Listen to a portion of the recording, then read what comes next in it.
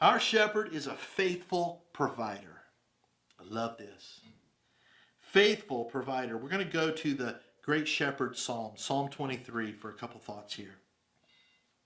David, who's the king of Israel, 1,000 years before Christ, he lived, walked with God, had a tender heart toward God, and he writes this from memories of his days as a shepherd before he became king. And he's talking about God as a shepherd of us.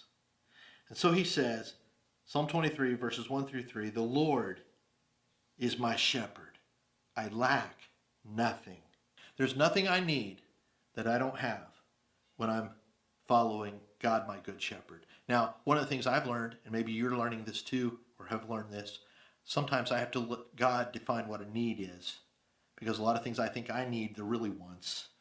And I have to readjust that expectation sometimes. But God is a provider. He is with us. We lack nothing when we follow him. Second, then, he says, he makes me lie down in green pastures. So fun to study this passage. Sheep lying down. It only happens when two conditions are met. Sheep do not lie down unless these two things are true. Okay? Number one, their belly needs to be full. And number two, they need to be completely at peace. Zero fear of any predators. Okay? Because sheep tend to be predatored upon. And so they're nervous and they're skittish. And so they only lie down when their bellies are full and they have no fear that anything is going to attack them. So the shepherd, he doesn't lead them to an asphalt parking lot outside of Walmart. They don't do very well there. Okay? He leads them to a green pasture where there's plenty of grazing, plenty of provision, and then he watches over them so they feel safe to lie down. That's our shepherd. That's our father. He leads them beside quiet waters. Sheep aren't big fans of rapids. First off, I don't even know. I haven't even studied this part, but I doubt if they have, all that wool and those little skinny legs, if they swim very well.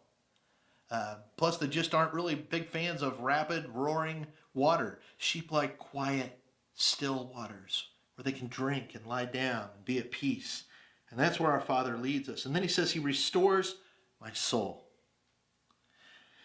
Our soul is kind of that seat of our emotions and our worries and our concerns and our thoughts. And there are many times in our life when we feel overwhelmed, we feel empty, we feel dead sometimes inside, we feel defeated. Maybe you feel some of those things today, afraid. The good news is that God, who creates souls, knows how to restore them and refresh them. And the Good Shepherd does that for us.